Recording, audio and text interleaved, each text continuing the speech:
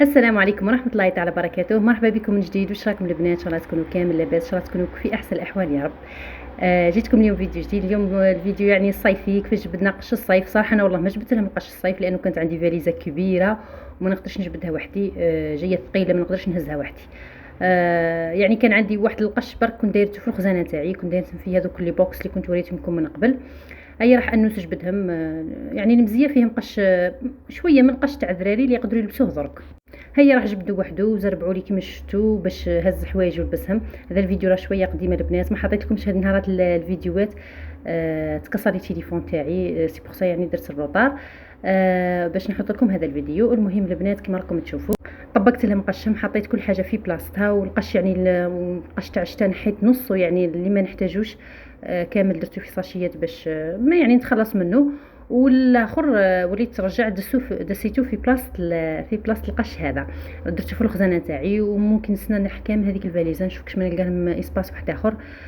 ممكن نزيد نخدم من هذو لي بوكس اللي كنت شفتهم درك. جاتني بزاف اسئله عليهم. هذو قدم البنات عندي راهم عندهم تقريبا واحد نقول لكم 5 سنين 6 سنين هم عندي وما صار لهم والو، قعدوا هما غلفتهم يعني بكراطن تاع جبتهم من عند الحانوت يعني كراطن، المهم يكونوا قد بعضهم، يعني خيرت نوع تاع كراطن يعودوا كامل بنفس الحجم، جبتهم للدار وقصيتهم وغلفتهم. ان شاء الله لا خدمت يعني اخرين جدد نشارك معكم. الخدمه تاعهم سهله ما فيها والو. انا رحت خيرت واحد التيسي هكذا من هذوك اللي يبيعوا تاع الكيلو كلش، يعني تيسي رخيص خلاص باش ما يكلفونيش، وخدمته ودرت لهم هذاك الغلاف الداخلاني في اللون الابيض هذاك يتنحى ويتغسل، يعني اكيد راح تستعمليه فراح يتوسخوا، ما تقدريش يعني تعودي بالكرتونه راح تغسلين بالكرتونه، لازم ندير لهم غلاف اللي تقدري تنحيه وتغسليه. المهم البنات اذا يعني خدمتهم يعني الايامات الجايه ولا قلت لكم ممكن نحكام بالفاليزه، يعني ندس فيهم هما خير، نديرهم في الرف الفوقاني تاع الخزانه، ندس فيهم يعني قش تاع الشتا هكذا ولا تاع الصيف تجيني اسهل واسهل. لانه كاين بزاف ناس عندهم مشكل في قش الصيف والشتاء، يعني ما تجي تجبديه وتخبيه فيه خدمه، وخاصه اللي يدسوا في الفاليزات ويدسوهم كيما نقولوا بعاد تجيهم. كيما انا هذه المره ما قدرتش نجبد الفاليزه لانها ثقيله بزاف وما نقدرش نهزها وحدي، راني نستنى ممكن حتى زوجي يرجع ولا كش ما يجيني واحد يعاوني باش نجبدها. المهم البنات كيما شفتوا هنا راني درت ميناج للدار، سيقت كامل الشنابر، جبت نفضت يعني الزرابه سبيريت من قبل، ومن بعد وليت رحت نشرتهم. وهذيك هي قلت ندير تسياقه للشنابر اللي راهم مازال يسقسوا فيا على الجيل فليكس واسكو يتسيق ما يتسيقش. انا راني نسيق فيه بصح مانيش نكب هذاك الماء الكبير، خلاص كما تشوفوا يعني نبخ بخات ونسيق، ومانيش نسيق كل يوم، يعني مانيش كما قبل من كان عندي من كانت الارضيه العاديه. هذا اصلا يعني ما يبانش فيه حاجه ملسخ ولا، بصح اللي تحب تسيق انا نحب نسيق دائما يعني على جال هذا كلوش لاش تنبخ بخه هكذا ونجبد. ولا ناسبيري وندير مسحه. المهم البنات كما شفتوا كملت كامل الشنابر وسيقت مع السياقه مليحه كما يقولوا، وعقبت على الكوزينه. مازال عندي بزاف خدمه، راني درت بروغرام على هذه السمانه واش نخدم، نحاول نتخلص من كامل الخدمات اللي نورمالمون نخدمهم يعني بعد رمضان، خي تعرفوا رمضان يخلي فوضى شويه من وراه، وهذه الايامات والله ما لحقت باش نخدم حتى حاجه. هي قلت يعني درت بروغرام، قلت كل مره نجبد حاجه، كل مره نجبد جهه. اولا راح نبدا بالقش، يعني نبدا كما قلت لكم نجبد هذيك الفاليزه، نبدا بالقش هو الاول، وبعدين نروح لخزانتي، نروح للكوزينه ننظم لي بلاكار، نعاود نقي كامل الكوزينه يعني لا اوج بلاك شوفونت راكم على بالكم. وهذه هي خدمه الدار ما تخلصش، حنا نفناو وهي ما تفناش، ما نكذبش عليكم. شوفوا نصيحه لكل وحده قادره دير اي حاجه في دارها تعاونها ديرها من درك، سواء تشري ماشينه لافي، سواء تشري لافيسيل، عجانه، اي حاجه تعاونها يعني ماهيش خساره كامل. على بالي بلي اغلب الرجال يجي ضد هذه الحاجه، اغلب الرجال يشوف فيها بلي حاجه زايده. راني نشوف يعني وعلى بالي بلونطوغاج تاعي ونشوف في الفيسبوك وعلى بالي بالناس كل اغلب يعني اول معرقل هو الزوج، ما يخليكش تشري، يقول لك لا لا خساره منا وملهي. بصح ما نكذبش عليك هذه الحاجه اللي فايده لك انت، لانه هو مش هو اللي يخدم، انت اللي حتخدمي وانت اللي حتروح صحتك. ولا ما ايدكش في الشريه اشري لمي، او عندك حاجه تاع ذهب بيعي وديري. انا يعني انا مع هذه الحاجه. يقول لك صح الحدايد الشدايد، بصح الواحد لا يخلي حتى الشده تجي، خاصه يعني ما كاش شده قد شده الصحه، تروح لك صحتك تولي تبيعي في ذهبك باش تعالجي نفسك. من نهار الاول يعني حافظي على صحتك، ما تخليهاش حتى تروح. وما نكذبوش على رواحنا، اغلب النساء يعني راني نشوف هنا في النساء الجزائريات، وراني نشوف كما قلت لكم راني في مجتمع واحد وعايشين في نفس يعني بنفس الكا اغلب النساء يبيعوا ذهبهم مع رجالهم، سواء يعني تزيدها له في طوموبيل ولا يشري ارض ولا يشري ولا يبني ولا يدير اي حاجه. اغلب يعني ما نقولكمش الكل، بس اغلب النساء تبيع ذهبها وتمدوا راجلها على اساس انه يخلفوا لها وما يخلفولهاش. ما نكذبوش على رواحنا، قليله اللي خلفت ذهبها، الا اذا كانت خدامه وتلقاها تخلفوا يعني الروح حتى هو ما يرجعوا له. كما قلت لكم قله قليله فقط. انا واحده من الناس بعت ذهبي، يعني انا ما عنديش ذهب، بعته عجل راجلي. يعني انا واحده من الناس راني ثاني كيفكم.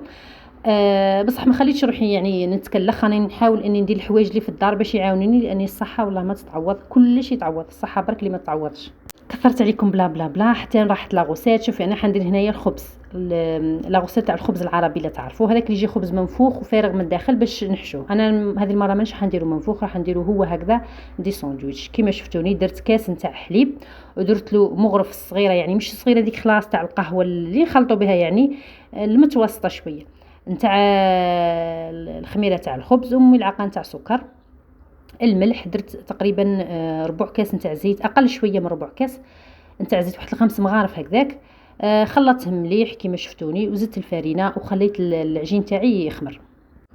راح نديرهم ساندويشات البنات. هنا راح ندير الحشو واش درت؟ عندي سكالوب قليته كيما شفتوا، في نفس المقله اللي قليت فيها السكالوب درت له شويه ملح برك وشويه فلفل اسود. راح نخدمه هنايا لاصوص، يعني حابه هذاك السكالوب نتاعي يجي شامخ هكذا بواحد لاصوص. هنا لاصوص هذه واش فيها؟ عندي تقريبا كاس تاع حليب، درت له ملعقه نتاع مايزينا البنات، خلطته فيها بارد في بارد، ومن بعد حطيته هنايا فوق المقله اللي كنت قليت فيها الدجاج باش تدي ديك النكهه تاع الدجاج.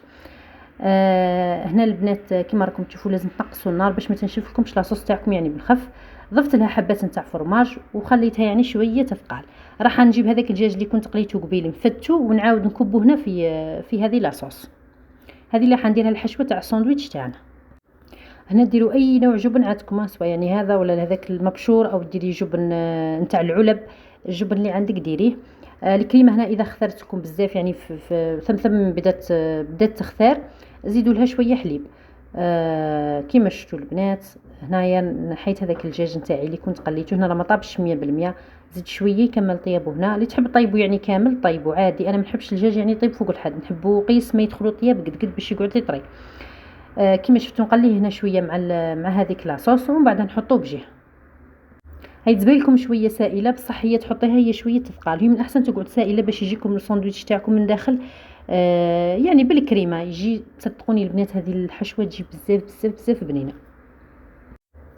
المهم في الاخير هنا تحبي كان عندك شيدار ولا جودا ولا اي حاجه تحبي يعني من هذوك الاجبان المليحه تزيديهم من الاخير، واللي ما عندهاش عادي تخليها هكذا. صدقوني هذه تجي بزاف بزاف بنينه. بورتو انا نشفتها شويه يعني ما جاتنيش شامخه بزاف كما قلت لكم، لانه من ذاك تخدعكم تشوفوها هكذا باللي سائله، وهي جست يعني تحطيها تبرد وهي تجمد وتشد في بعضها. المهم هنا جيت للعجينه نتاعي البنات بعد ما طلعت وضعف الحجم نتاعها. ما تخلوهاش مده طويله لانه اصلا ما نحتاجهاش يعني خامره بزاف. مانيش راح نخليها تخمر. هذه الوصفه كما قلت لكم راح ندير بها دي ساندويتش، وراح ندير بها يعني الخبز اللي قلت لكم عليه المشهور، الخبز العربي المشهور ذاك المنفوخ. هنا كما راكم تشوفوا قطعت على اجزاء، راح نديرها كرات. ما يهمش الحجم، لاني من بعد باش كما نقولوا ندير الحجم نولي نقطع الخبزه على كاش مقطع. والله كما راكم تشوفوا انا عندي هذا المقطع، يعني كما راكم تشوفوا نفتحها مليح، خاصه المبتدئات اللي ما تعرفش تحل خبزه مدوره ديرها بهذه الطريقه، وراح يجوا كامل الخبزات قد بعضها، سواء يعني في خبز الشاورما ولا كما قلت لكم اي نوع خبز ديريه بهذا الشكل. راح يجيكم خبزاتكم كامل قد بعضهم كما تطبعي الطابع يعني، او ديري صحن وتقطعي بالموس. اللي ما عندهاش مقطع يعني بهذا الحجم تقدر دير صحن يعني وتقطع بالموس. المهم هنا كما راكم تشوفوا هنا راني حطيت هذا المقله تسخن، وحطيت الخبز تاعي كما راكم تشوفوا بدا يتنفخ. انا مانيش حابته يتنفخ، حابته يقعد يعني مش حابته ينفصل على بعضها، حابته يقعد كما راه. كما راكم تشوفوا نحاول اني نثقبه. هنا بعد ما تطيب هذه الجهه يعني تقريبا نصف طياب، راح ندهنه هنا بشويه هريسه او اي صوص عندك، يعني اي صوص تفضليه او مايونيز ولا. انا درت هنا شويه هريسه، درت هذيك الخلطه اللي كنت قبيل درتها لكم تاع الدجاج. كما قلت لكم هاي نشفت كما راكم تشوفوا باش تجيكم من داخل يعني كما نقولوا سايحه. ما تخلوهاش تنشف بزاف يعني، ديروا كثروا لها شويه الحليب. كما تقدروا ديروا كريمه الطبخ. انا راني حابه ندير لكم حاجه شويه اقتصاديه. درت لها هنايا حبات نتاع فريت، ودرت لها كميه من الجبن المبشور. انا ما كانش عندي يعني جبن، كان عندي هذاك نابولي. بختو يعني بدلوا فيه ما عادش كيما بكري. بكري كان اللوغو تاعو مليح حتى في الذوبان يذوب ثمثم. الوقت التالي ما عادش يعجبني كيما الاول.